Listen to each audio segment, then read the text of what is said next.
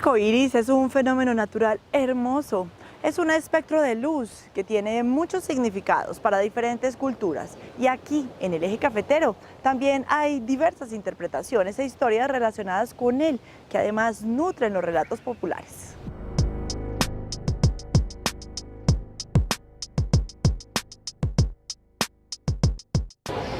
Bueno, el arco iris, como contaban mis abuelos, el arco iris era como un ser vivo que tenía la capacidad de tragarse a las personas. Le ejercían a uno temor con el arco iris porque él generalmente nace en una quebrada, forma un semicírculo y muere en otra quebrada. Entonces ellos decían que si uno se arrimaba a él se lo tragaba, porque el arco iris tenía esa capacidad de tragarse a uno, de tragárselo, de comérselo. Es así como cuando se veía un arco iris, entonces uno tenía que hacer cosas para destruirlo, porque entre otras cosas el arco iris llamaba el agua, entonces llamaba la lluvia. Y si en cierta jornada no se quería que lloviera, pues había que tratar de acabarlo, destruirlo para que no lloviera.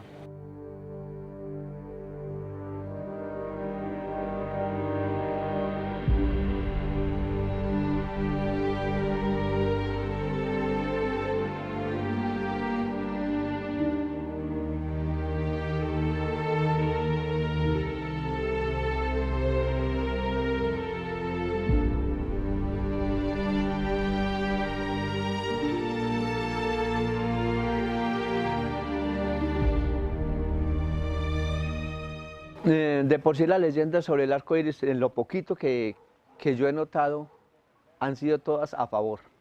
O sea, simplemente que es un camino de aquella niña que sueña tal cosa, donde viaja con un unicornio a través del camino que es el arco iris, para llegar al otro lado a un mundo de fantasía, un mundo donde todo es alegría, donde todo es paz, donde todo es calma.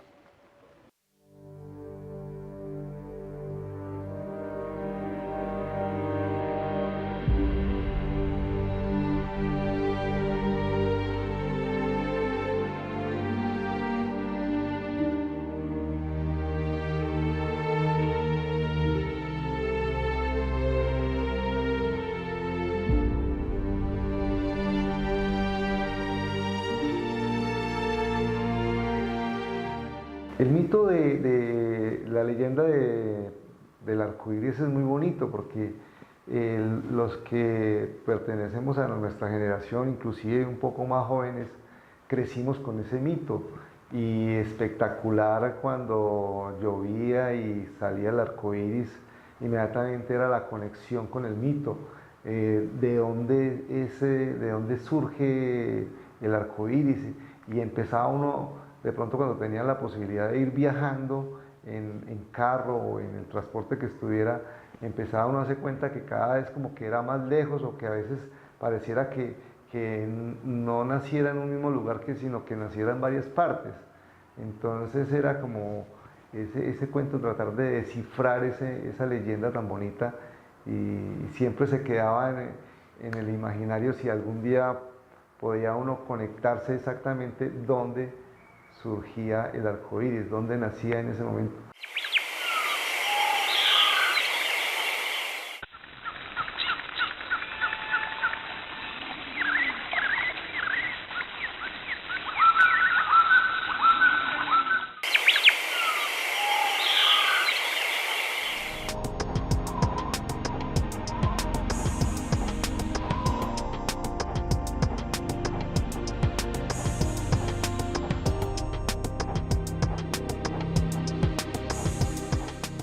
Bueno, la leyenda del arco iris es una leyenda del mundo.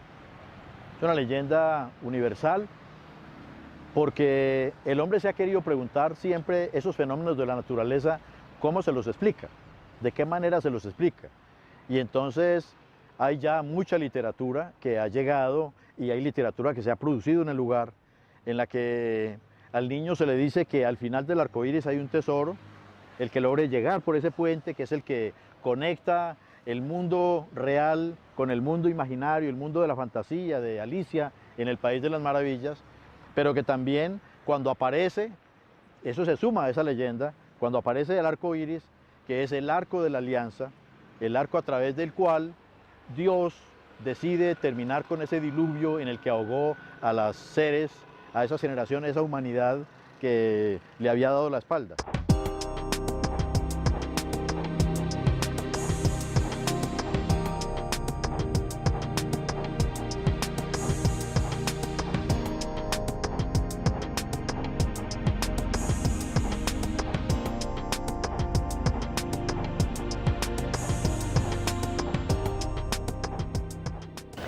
En la tradición oral de las etnias Embera, el arco iris es una hermosa mujer que tiene un pelo de varios colores. Se alimenta del cangrejo, de los peces pequeños de los ríos y de algunas plantas. Mientras más se alimenta, los colores de su pelo o de su arco se vuelven más intensos.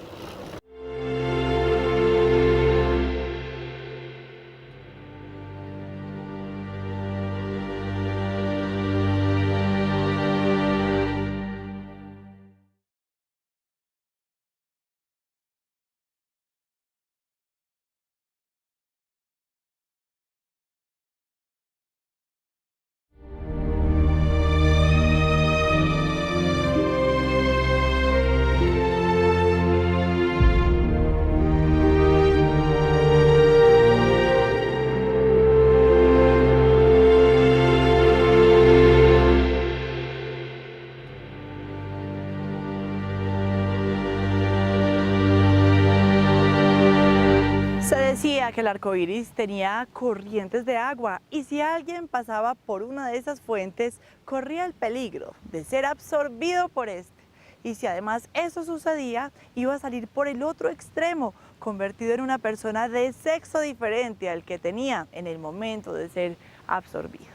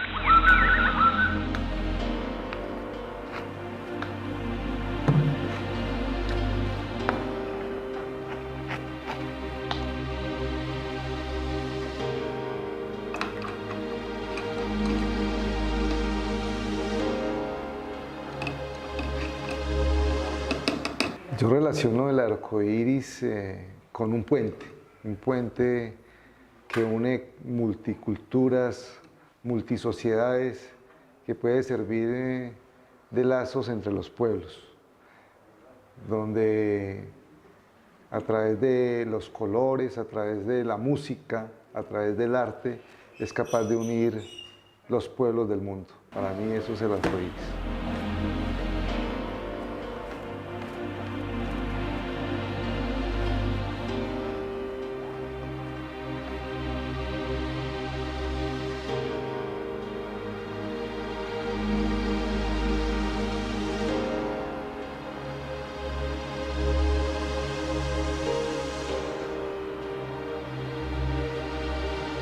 Nos cuenta también la historia del arco iris que uno lo puede cortar, ¿cierto? Que lo corta con una guasca de plátano, le va haciendo nuditos, amarra y entonces el arco paulatinamente va cortando por partes. Entonces, en las veces que uno lo pueda cortar, pero debe ser una planta natural, recomienda siempre una guasca de plátano, pero pues si uno la tiene a mano, ¿no?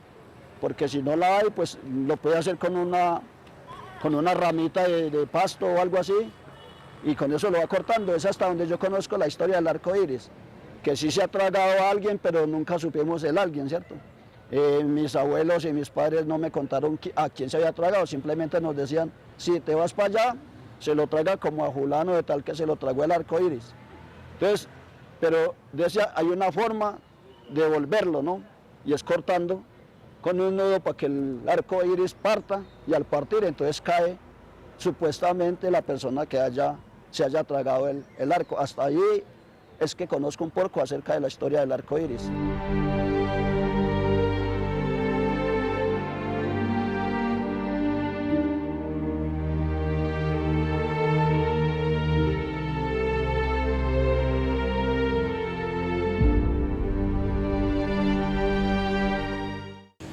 La creencia de la gente llegaba al extremo de no dejar salir a los niños de sus casas cuando estaba el arco iris, y mucho menos dejarlos bajar a la quebrada, y más aún de llegarlos a encerrar en un cuarto hasta que el arco iris se hubiera desvanecido por completo. Desafortunadamente los jóvenes ya, digamos que no le ejercen como mucho, no les infunde mucho temor todo este tipo de cosas, pero los abuelos, los más mayores, sí todavía nos cuentan esas historias del arco iris y toda esa parte como espiritual que gira en torno a él. Pero la verdad es que los muchachos hoy en día ya no les infunde temor todo este tipo de espantos ni de mitología. Pero la historia todavía se conserva.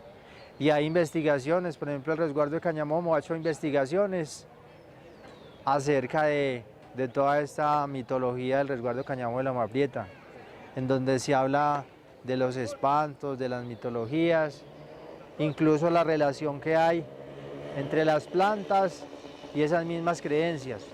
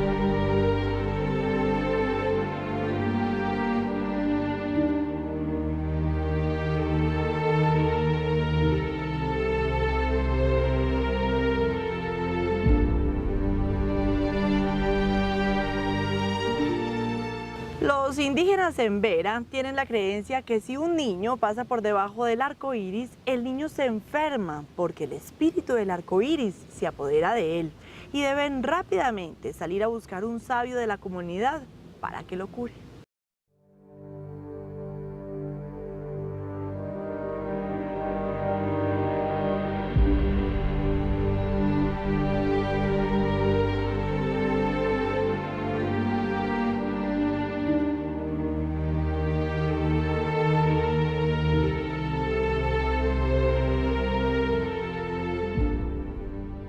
Entonces los abuelos tenían varias dinámicas para ahuyentar al arco iris. Entonces una era, por ejemplo, que se cogía un trozo de rama, larga, y uno empezaba a destrozarla enfrente del arco iris y lo iba mochando hasta que lo hacía desaparecer. Entonces él se iba y ya no llovía. Y pues tampoco se le podía uno acercar porque se lo tragaba. Además pues de que es muy hermoso porque son todos los colores de la luz ahí dispersos en el aire.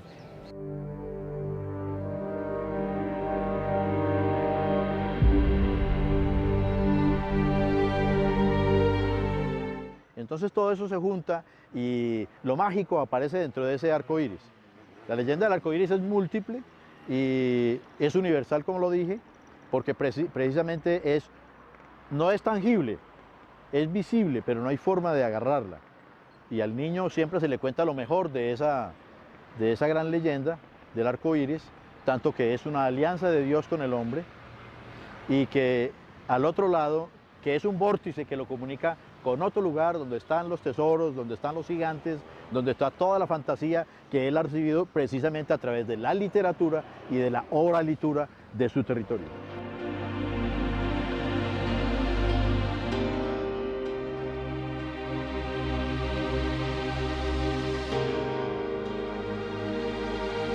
Más sin embargo, en la parte real, por estudios científicos se ha uno dado cuenta de que el arco iris no es más que el reflejo de la luz en las gotas de lluvia. O sea, cuando hay estas gotas de lluvia en el ambiente y viene un rayo de luz, al igual que si tuviéramos un cristal y lo alumbráramos con una linterna, nosotros vemos que la luz se descompone en sus 7 colores básicos, que son los colores del arco iris. Por eso el arco iris regularmente sale en días lluviosos.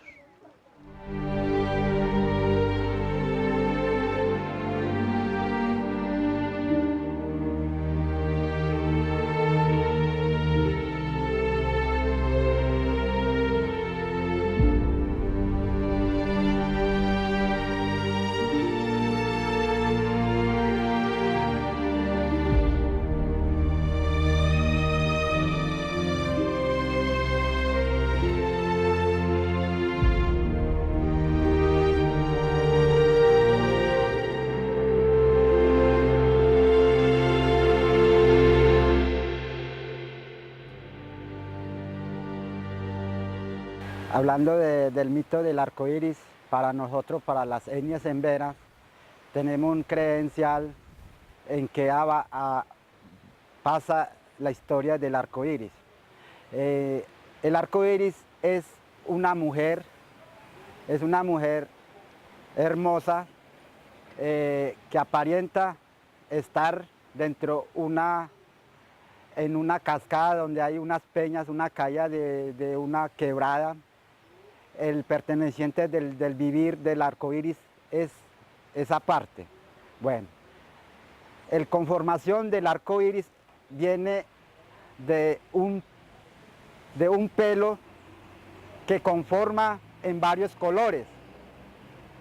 Cuando ella siente hambre, ella tiene su forma de transformar en medio como en una lluvia.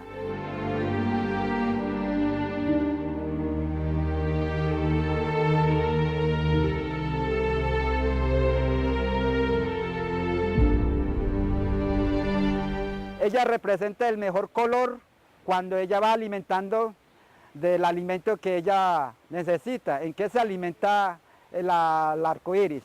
Se alimenta como de las especies, el cangrejo, se alimenta de las peces pequeñas de los ríos y también se alimenta de algunas plantas. Esos son los alimentos que ella necesita. Cuando ella va alimentando al vientre del arco iris, ella va aumentando el color de la belleza que ella tiene del pelo. Y también conforma por medio de la luz solar. Son muchas las versiones que este mito universal nos cuenta. Aquí en la región cafetera tienen una característica tradicional indígena que además sustenta nuestras raíces y la importancia de mantenerlas vivas. Para seguir conservando estas narraciones y esta tradición oral, seguiremos buscando el mito. Digamos que desde la cosmovisión, desde lo indígena, es muy importante porque el mito hacía como una especie de control social en la comunidad. El mito o el espanto que nosotros llamamos. Entonces, en ese sentido, el espanto o los mitos que hay en la comunidad ejercían esa especie de control social en la comunidad. Por ejemplo, la viuda alegre, para que el hombre no anduviera por la noche, en muy altas horas de la noche por el monte. O la llorona, para que las mujeres no botaran a los bebés. Entonces, en ese sentido, era muy importante y asustaba a la gente los espantos y ejercían como cierto temor a la gente en la comunidad.